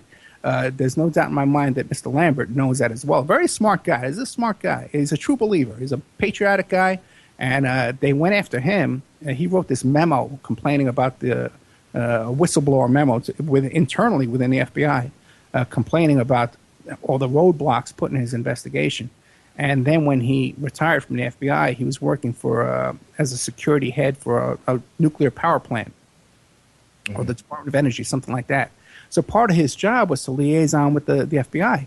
So they picked up some lobbyist law saying, hey, once you retire from the FBI, you're not to talk to FBI agents to try and sell them products and stuff like that. But the guy was working for security for a nuclear power plant. If terrorists are breaking into the plane, he can't call the FBI and tell them, you know what I mean? Yeah. They busted into his office, man, and raided his office and took all his records and stuff like that. This is a true blue guy. This is a straight shooter, man. I tell you that. I deal with a lot of ex-FBI type guys all the time, and these are straight-laced guys. So then now he has no choice but to do this lawsuit.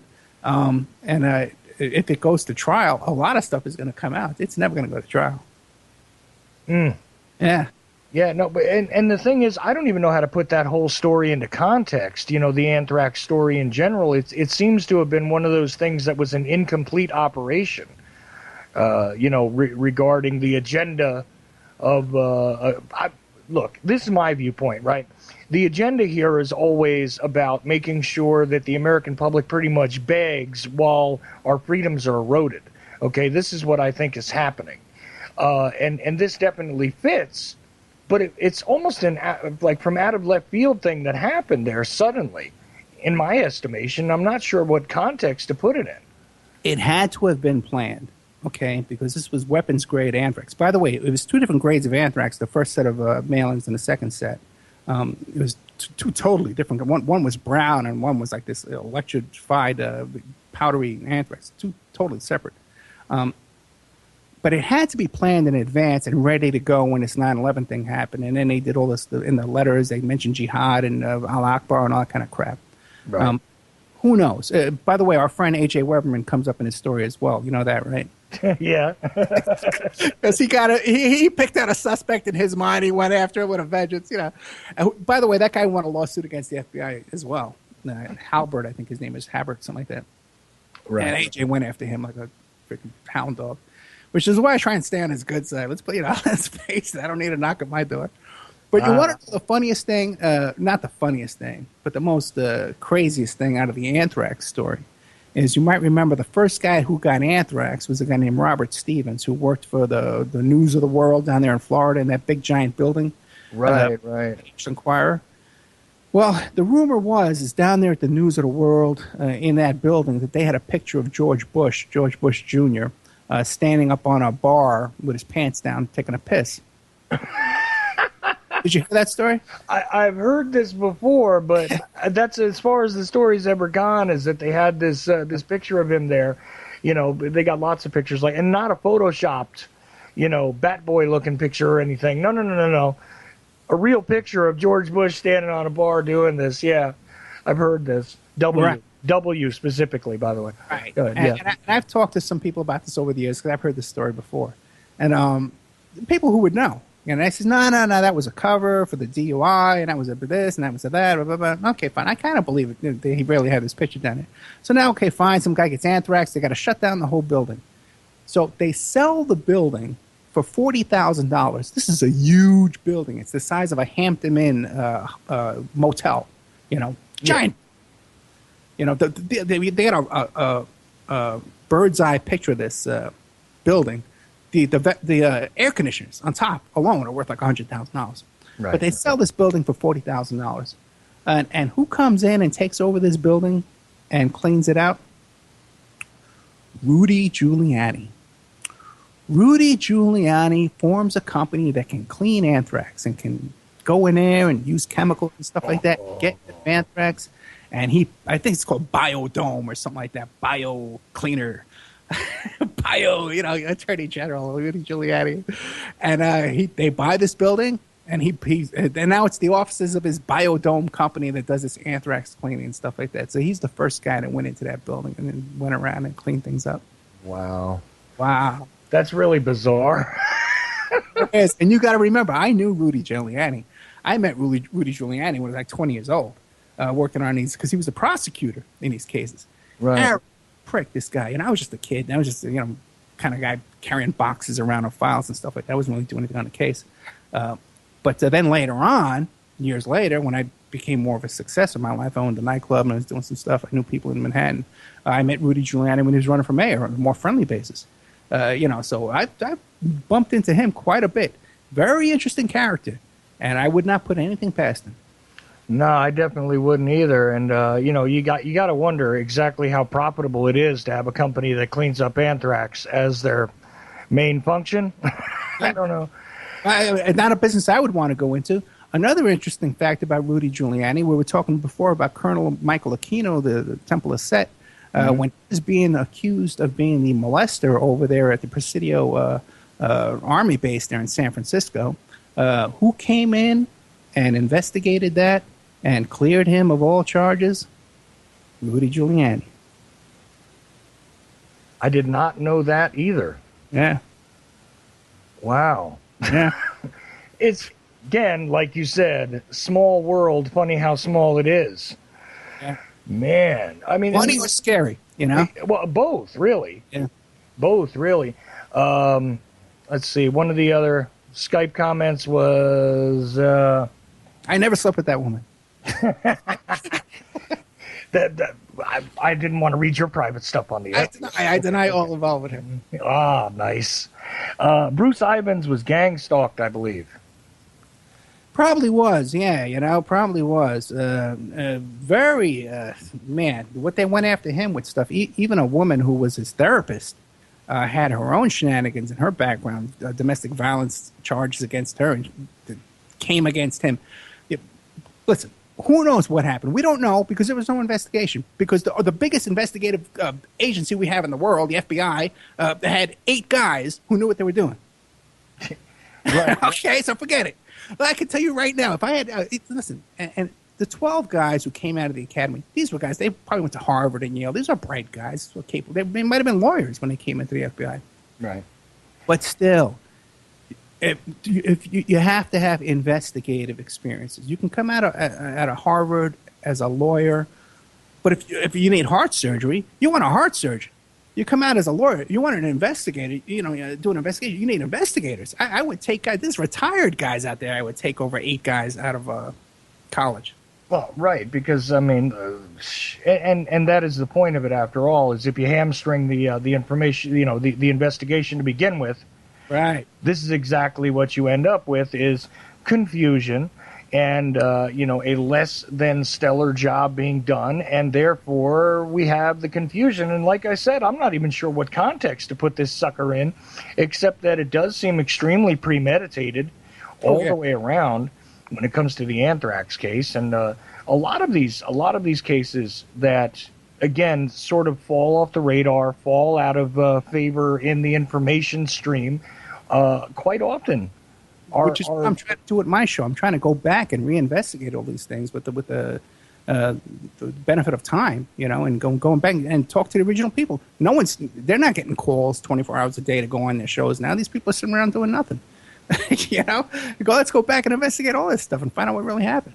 No, exactly, and that's part of what I wanted to point people to now that we're running a little lower on time. We're into the last half hour of the show, so let's point out where they can find you. Of course, the Opperman report is out there. What are you doing with that right now, though? Because a little bit of confusion on my part. I know you've been in a bunch of different places on a bunch of different platforms, seen articles. Obviously, they can find you on Facebook and all that kind of stuff. But wonder if you might point people to the stuff that you're putting out there at this time. Okay, on Friday nights, we're like on 12 stations Friday nights. We're on Talk Superstation and PSN, awakeradio.us, awakeradio.uk, a whole bunch of stations. I'm on Spreaker, iHeartRadio. You can find us. The website is OppermanReport.com. It's not updated as much as I'd like it to be. So you can definitely find us Friday nights. Then throughout the week, we're all over the place. I'm on Late Night in the Midlands. I'm going to be on right now after you. I'm going to be on at 7 o'clock tonight on Para X Radio. You still doing Shake and Wake Radio too, or? Ah, man, we had a little falling out because Rick wanted to come on my show and sing one night. Okay. I love Rick and Annie. I love them. God bless them, man. I really do. No, I just remember you were over there at one point. I no need to say anything further. I totally understand. But thing is, you are all over the place, and like you said, they can find you on iHeartRadio and Spreaker and all these other places. But the main place to go would be OppermanReport.com. Yeah, that would probably be the best place to go. All right. I just wanted to make sure we got to that because I will forget, run out of time because I'm just stupid like that, and that's what happens on my show. I get lost in the conversation, you understand, and totally forget that I should be watching the clock and remembering to let people plug their stuff and all that kind of thing. No, and I do it the same way as you do too. I don't do any pre-interviews, no practice. I call them up 5 minutes before the show, and I try and keep everything fresh. So I like to do it that way as well. Hey, but one more thing about the OppermanReport.com website is we have a new members section where you can subscribe, where we do extra shows. And all kinds of great stuff in there, too. I talked to Dennis Hoff from the Bunny Ranch, Doug Valentine from the Phoenix program. Just talked to this woman the other night who was involved in the UK hacking thing over there. Henry Vincent, the Confessions of a DC Madam. So we got a ton of stuff in the members section. Mm-hmm. And what I would love to do with that, if we can get enough members to sign up and help us and support us, man, because you know how tough it is with this business, is to actually, like the Jeffrey Epstein case, to actually, I can get all those documents, you know, if I could afford to buy them, and we could have all the court documents there in one place. Doug Valentine, he was telling me about how when he was writing this book, he was meeting with Colby, the CIA director, and he has all those tape recordings. He'll give them to me. We can put them in there and make it available to people. So Valentine. Yeah, Valentine's got a hell of an archive. He's been a guest on this show before. And, of course, for those of you who don't know, and you really should if you're listening to me, Doug Valentine is the author of a book about the Phoenix program, also the book The Strength of the Wolf and the Strength of the Pack. Very much the work that I started with when examining the fictitious, ridiculous drug war in this country and stuff like that. And, of course, linking to everything. And people know about the Iran-Contra links. But, of course, this stuff permeates the alphabet agencies. And just you got to read Doug Valentine's stuff more than once. And I can believe he's got a hell of an archive of interviews and stuff like that. Because, again, this is a guy who actually goes to the source, doesn't sit there and just make a whole lot of wild speculations. And I'd love to see you be able to archive that. That would be that would become one of my resources personally, just so you know. This is my dream. You know, this is my dream, to really get all the stuff I have on the Son of Sam case. You know, I got all these documents and reports and stuff. People send them to me. You know, I'd love to get that all archived in one place. Yeah, that would be great. So, yeah, definitely go over to OppermanReport.com, and he's got that members section now. This is kind of news to me. You had some other stuff going on, too, and, you know, like I said, go right ahead. Point to whatever you want to. That's pretty much it. My business website, if you want to hire a PI, is emailrevealer.com, where we do asset searches, and we can trace emails back to the person that sent them. I even invented a search where I can trace an email address back to online dating services. You can catch your boyfriend cheating online. Nice. I was just going to say, actually, just as a personal endorsement that I know secondhand, because I've never been involved in one of your cases, but that I happen to know secondhand, this guy would be extremely useful if you're looking to track down that kind of information. I know that for sure. Okay. So my endorsement is there. Thank you very much. Okay. It kind of sucks because you really can't talk about investigations. You know? No, I can't even tell you who it is that I know this from, but I happen to know that you could be extremely helpful or hurtful depending on, you know, one's given position. So Ed Opperman is somebody that, yeah. Hopefully we're helping the good guys. We're hurting the bad guys. You know? Hopefully, but if I needed to hire somebody like you, I would hire you. Okay. I am for hire, guys. Absolutely. But, and of course, I do want to thank you for taking this time tonight and going through all these different things and just, and letting things flow. You know, because, again, I don't like to script or choreograph any of this stuff. I'd rather just let it sort of evolve organically, and that's what I do. And there you go. And believe me, there's a lot of people out there that have stuff that could be archived that I think would be interesting for you if you could just – but all this stuff costs money. So, yeah, go over there and take a look and see what you think of Ed's work. And like I said, definitely a guy who you would want analyzing electronic stuff like that. I say once again. Okay. Anyway, strange how all these sorts of weird nexuses sort of overlap with one another, right? Yeah. I don't know if there's anything else that might be on your mind. I mean, I could go back over the Skype questions. Oh, by the way, I forgot. Anybody wants to call in, if you're on my Skype list, you can call in and ask a question, or if you want to, you can call the phone number at 718-717-8296. Number again is 718-717-8296, and be more than happy to bring you on.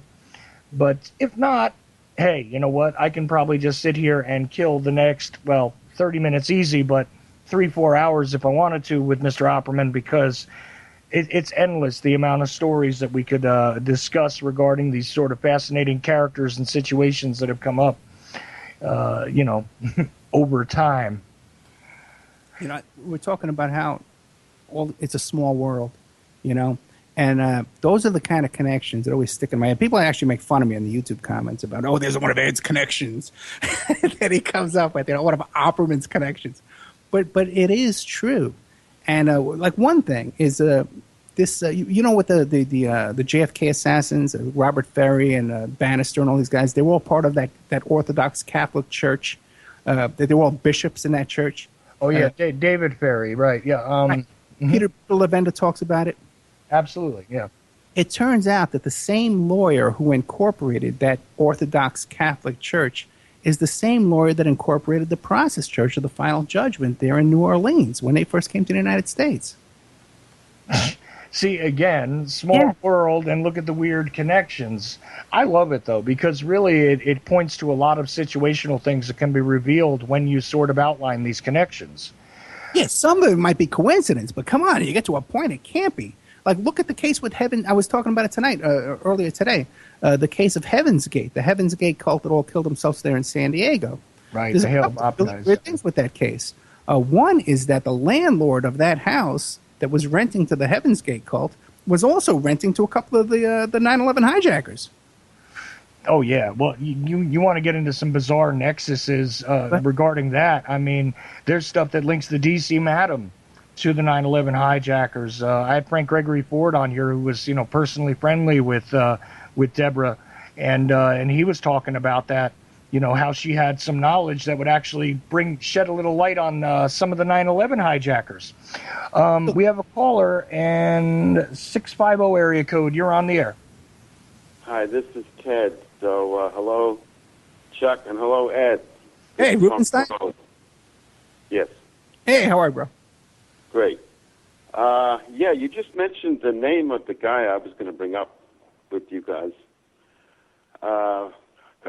I know you've had this Frank Gregory Ford on quite a few times. Right. But I only recently started listening to him, and he's a very interesting guy, but I was concerned about some of the things I had knowledge of that he was referring to that didn't seem quite accurate to me. Now, it could be just that, this was stuff he wasn't directly involved with, and he had just read about it, and he had some of his facts garbled. But, like he was talking about the Barry Seal murder. Okay. And he said that the suspects had not been caught. Yeah, that's one of those cases where he's got secondhand knowledge about something that tied to something else. And I've tried to, I don't edit people when they speak on the show. So, I probably should have stepped in on that. But he did know some of the figures directly that linked to Barry Seal, but he wasn't really aware of the particulars in that case, to be honest with you. And that's one of those mistakes. He also made some mistakes regarding his statements about the USS Liberty, which he was not directly involved in either. A few things like that he's done. I'm aware of that. Yeah, and also he referred. What was the other thing? Oh, the crash of the plane in the Yucatan with the cocaine aboard. Mm-hmm. I don't believe there were any terrorists stashed away on the same plane. I think that was inaccurate, although Hopsticker would be the one to check with on that. Yeah, unfortunately, I only tuned into this show like just a few minutes ago, so I'm going to have to listen to the rebroadcast and hear what I missed. It sounds like it was a lively show. It sounds like you guys covered a lot of subjects. Oh, yeah, we went all over the place talking about a lot of media figures. I mean, everything from Bill Cosby to Charles Manson. I think that's about accurate, Ed. I mean, we talked about Jonestown and even touched briefly upon Mark Lane. Oh, that's very interesting. Yeah, Mark Lane, because someone is saying that Mark Lane was the one who cleaned out the bank accounts from Jonestown. And what Ed's guest said was, no, nothing of the sort happened. That the people who got those bank accounts were the creditors, and the victims were able to access those funds. So it was not stolen by Mark Lane, even though the guest did not seem to have much positive to say about Mark Lane, but she did not say that he looted any bank accounts. Yeah, Laura Cole's been on my show too, and I addressed that question with her, and she stated that stuff was basically settled in lawsuits and creditors and money that was owed afterwards. That's where all those funds went to, as far as I know. And if I remember correctly, I mean, Ed, during your interview with her, did you get any other information besides that? Yeah, she seemed to. I always like to follow the money, okay? And she seemed to know where the money went, and I gotta believe her because she wound up in San Diego. So, yeah. Let me ask Ed something. Now, you mentioned a couple of times about John Lear. Yeah.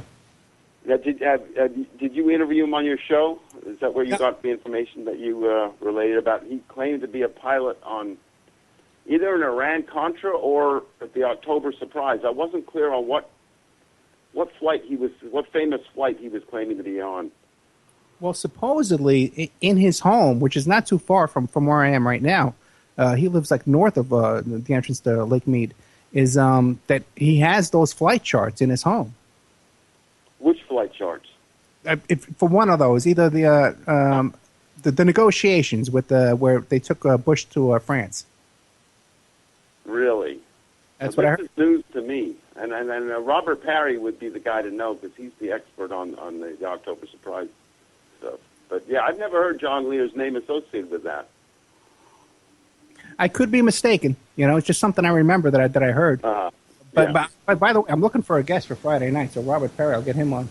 I need somebody for this Friday. Like Bob Perry, Consortium News Bob Perry? Yes, that one. Oh, okay. I don't know how much he does interviews. By the way, have you had Peter Levenda on? No, I haven't. No, and oh my God, he'd be right up your alley. I know, but your alley. He's been on Dave Emery all the time, and he's on Coast to Coast a lot. But anyway, go ahead. Chuck, have you had him on? No, I haven't had Peter on. You know, I hear about how he wrote that book of spells and stuff like that, and it just makes me kind of concerned. So I don't know. I'm a Christian guy. You know, I don't like to dabble too far into the dark side. You know, I already got enough problems as it is. Well, I don't know. I don't know what he practices. They never talk about that. They talk about the scholarly work he's done. You know, the trilogy he did, which really has some dynamite stuff in it. The Wandering Bishops and the Council of the Nine. Yeah. And ties into all these blue bloods and the Duluths. And apparently, some of them were into the occult, and they held this famous seance in the 50s or something that he talks about a lot. But no, I think he's a great guest.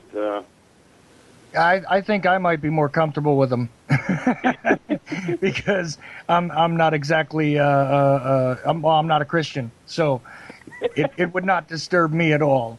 In fact, who knows, him and I could have a good laugh about a few things. So I'll look to do that though, Ted. You know, I always ask for people to suggest guests, and nobody's ever suggested Peter Levenda before. Oh, I'm glad I did. Now, and we were trying to get Nick Shue interested in coming on Ed's show. I guess that didn't go anywhere. Yeah, and you know, he said he wanted to come on. It was months ago. He'd be perfect for the show too, you know. And but then he said he was a hockey coach. He was coaching his kids hockey. He couldn't make it. But then now he doesn't even get back to me. So And I was thinking about Steve Hager, and I suggested it to him, and he didn't really bite at the chance. So I don't know. Steve Hager, what's his? They don't show an interest. What can you do? Yeah, we keep trying. That was a guy somebody suggested to me, and I tried to contact him, and I have no agenda with him or anything, and didn't hear anything back. Some of these guys you think are easily approachable, they're not. I don't know what that's all about.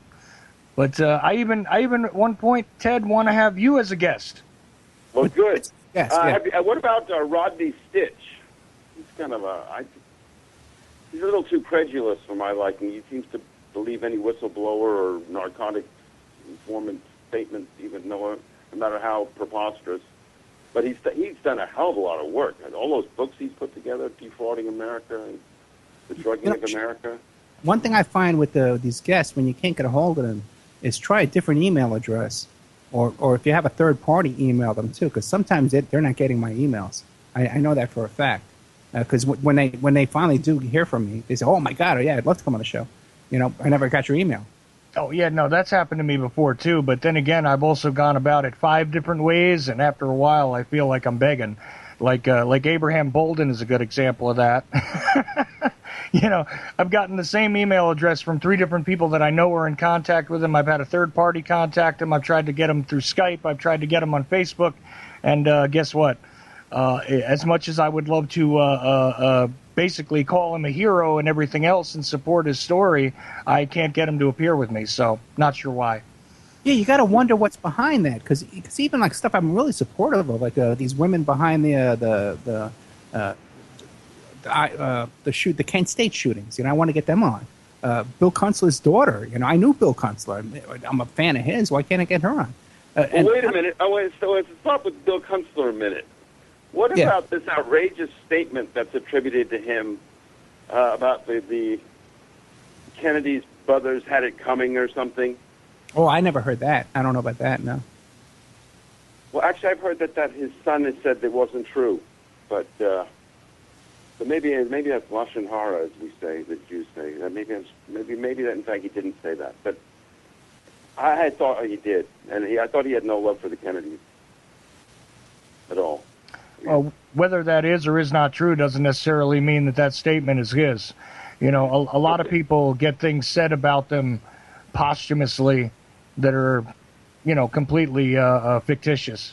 I mean, that happens. Well, I don't know, and I don't know what's accurate. So I'll retract that. You didn't hear it from me. Okay.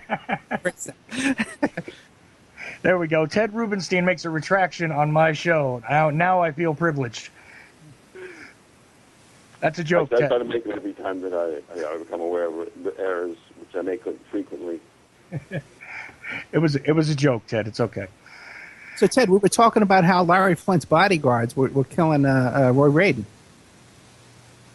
Yes. You were talking about that earlier? Yeah, that was just amazing. And I was telling you on your show about how we were covering that case for Larry Flint's Rebel magazine and had no idea how close to home that story eventually would turn out to be. I mean, I was flabbergasted. And there you got that. Bill Ryder. We didn't talk about the fact that, or did we talk about the fact that he had black bodyguards and then he had a separate contingent of white bodyguards, and it was the white bodyguards that were involved. Apparently he had mostly black bodyguards, but he had a few white bodyguards, and those were the ones that turned out to be these criminals that killed Roy Raden. Or maybe it was just one of them. I don't know. I'm a little vague on the details now. But they were hooked up with Flint through his brother-in-law, Bill Ryder, who skated out of that whole thing. And Ryder actually loaned these guys a gun for another murder. Remember I was telling you about that 300-pound black transvestite madam who got killed? Right.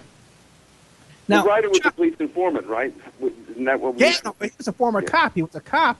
Then he retired cop, and then he became an informant. It was a paid informant in his case, when meanwhile he should have been a defendant. But in that other case where he loaned them the gun to kill this woman, a big accident. Hey, I loaned my gun away. They killed somebody. Oh, my goodness. Comes back. The gun was covered in blood. My goodness, bring me back that gun clean. The woman who got killed, it's this fascinating story because also also, too, that brings in the whole thing about we were talking about before about Jack LaLanne and the bodybuilders and stuff like that were connected up with this as well, because they were hired in this other hit as well, some thug bodybuilders. And in that case, this 300-pound black transvestite madam who was mixed up with this kid, and they got into this thing back and forth where they were stalking each other over the phone and harassing each other and vandalizing each other's cars. And the kid hires this guy Marty to go put the hit on this woman and these bodybuilders, right? In the investigation, it comes out that this black transvestite escort, madam, living in California, is back and forth harassing telephone calls with this kid, then calls the Vatican in Rome. She's on the phone with the Vatican for 10 minutes, and then goes back to harassing his kid for an hour, then calls Rome the Vatican. What the hell? And I said, stop the whole investigation. What's going on there? And the only line is that the cop said, curiously, she would call the Vatican. They never even investigated. Nah, nothing to see there. Nothing to see there. We're probably talking to Paul Marcinkus. Oh, wow. What the hell is going on there? And that is the key question in a lot of this stuff, my friends. What in the hell is actually happening here? Oh,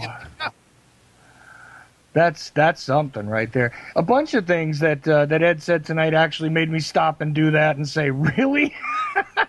But I'm sure that you got plenty to back this stuff up. And of course, like I said, I want to advise anybody, please go and take a listen to Ed's work. Take a look at the stuff that he's done. It's pretty interesting, pretty amazing. I'm not saying that I necessarily subscribe to everything he says, but definitely fascinating, and it's always got something behind it. It's not just mere speculation. He actually does some investigation, no matter what the situation is. Oh yeah. So, listen, if I'm wrong, tell me. Let me know. I got no problem with that. I'm not married to any kind of theory or something like that. So, my whole life is an investigation. Let's find out what's out there. Get everybody on record. They can disagree with each other, disagree with me, but let's see what's out there. If I'm wrong, let me know. Right. And listen, we're just about to run out of time. So, Ted, I'm going to let you go unless you want to add something else in on your way out the door. Did you, I understand you had some conversation earlier about A.J. Weberman, one of our favorite characters? Yes, we did. Okay, I'm really looking forward to hearing that. He's quite a character. I've had a few run-ins with him myself. Everyone has. Oh, yeah. Character is a good way to put it there when it comes to AJ. And I'll leave it at that. Bases, doesn't he? All right, I'll let you go. Thank you very much. All right. Take care, Ted. But we love you, AJ. Don't get mad at us. Don't let the dogs loose on us, sir. We're just ribbing you a little. Okay. I don't mind. You know what? Never mind. I don't have enough time. There's only a couple of minutes left. Ed Opperman has been my guest tonight. I want to thank you guys for tuning in to the Ochelli Effect here on UCY.tv, and do appreciate you doing that at UCY.tv/TOE, where you can find the archives, the YouTube playlist, all that good stuff, a donate button if you want to help me out to survive a little bit while I do this. And, of course, if you've used any other application or you're catching us further on down the line, I appreciate you just as much. Thank you so much. And Ed, I'll give you the final word before my bumper kicks in and kills us. Well, thank you for having me on, Chuck, man. Thank you very much. I had a lot of fun tonight, that's for sure. You want to get a hold of me, go to OppermanReport.com. If you need a PI, you can go to OppermanInvestigations@gmail.com. Shoot me an email. My website's emailrevealer.com. Wrote a book, How to Succeed as a Private Investigator. You can find that on my website, emailrevealer.com. Shows live Friday night, replayed almost every freaking day. If you want to help me out, go on YouTube and subscribe to the Opperman Report channel, because we're trying to raise funds, to get all this stuff going. Unfortunately, every investigation needs money. You need time and money, and use up my time. I can't make any money at the work. But I would love to devote myself to doing these kind of research and doing historical stuff. The amount of resources available to us, like I interviewed this woman, Judith Reisman, who investigated Kinsey, and she said, hey, come on down, man. You can look through my whole archives, my whole library. She has all kinds of stuff about Kinsey's connections to Kenneth Anger and and Aleister Crowley, all kinds of stuff, man. And no one's ever asked her before. And she says, Ed, come on down and go through my...